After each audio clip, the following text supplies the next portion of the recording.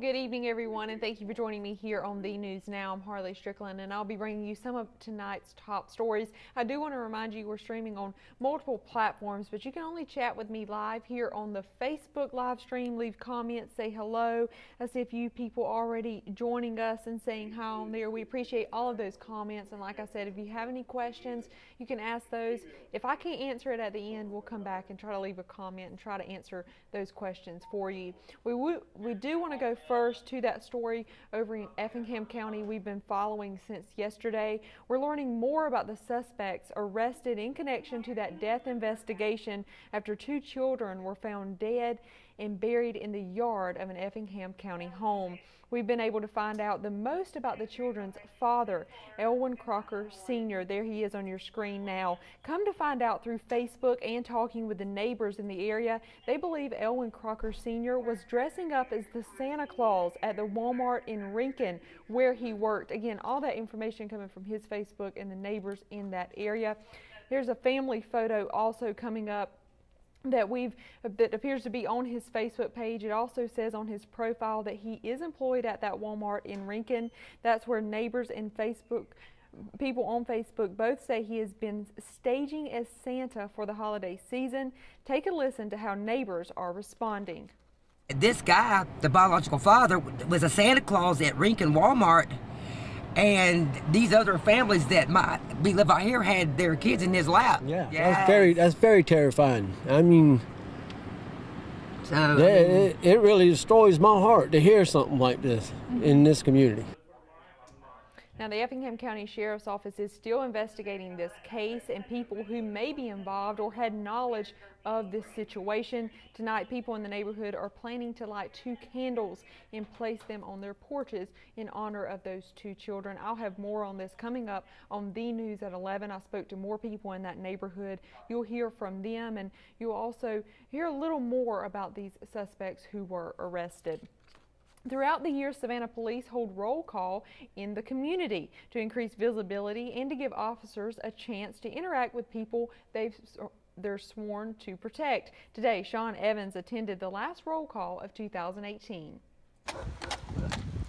It was blustery, but the weather cooperated just long enough for officers from Savannah Police's East Side precinct to meet up and get their marching orders for the night from their leaders. Roll call in the streets happens all around the city over the course of the year and gives the public an opportunity to see how this roll call process works and to interact with the officers.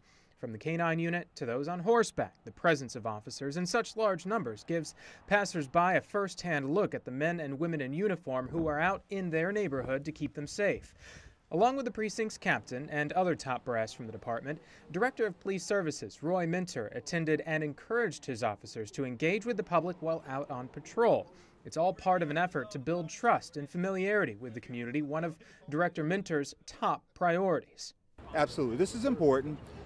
This is a great way for us to increase our presence, but also spend the opportunity out here so that people see us and they know we're serious about having a presence and communities that we're doing this. Out for the event, along with some of the residents, was the president of the Edgemere-Sackville Neighborhood Association, Reverend William Eason. Eason welcomed the event, saying it makes residents feel safer seeing police out in force like this. In Savannah, Sean Evans, WTOC News.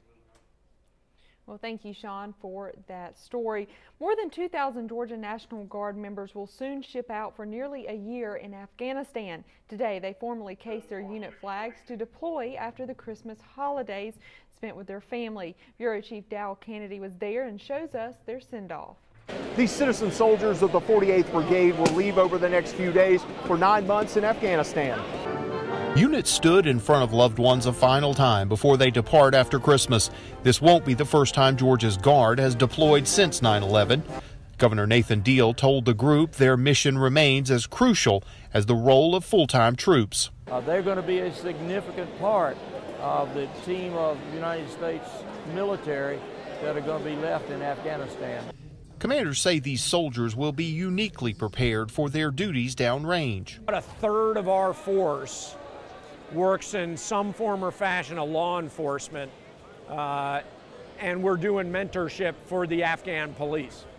It will be a first deployment for many, but they remain focused. Try to keep in touch with your family as much as possible. Luckily for me, I got my twin brother and one of my best friends going with me. So as long as I get to talk with them, it'll be just like being at home. For these families, troops will return in 9 months, not a moment too soon. At Fort Stewart, Dow Kennedy, WTOC News. A lot of comments coming in about that story over in Effingham County. A lot of you asking about the biological mother of those kids. Right now, we have no information about her. Now, this is an ongoing investigation. Details are very limited, so we will respect the Effingham County Sheriff's Office as they investigate, and if we get any information, of course, we will turn that over to you on air and online. Again, that full story is on our website, wtoc.com, and in the WTOC app. A lot of people just leaving comments about that story right now. I don't see any questions. Only question I see is about the mother, which we just told you we don't have any information about that right now. A lot of people just saying hello and saying they're joining us. That's so horrible, talking about that first story. Again, we'll have more information on that tonight. I spoke to a lot of neighbors in that community and went back there today, and people are remembering these children by leaving stuffed animals and other things out in front of that home, and the tape is still marking the home off. But again, I'll have more information about that tonight on the News at 11, so make sure you join us and have a wonderful night.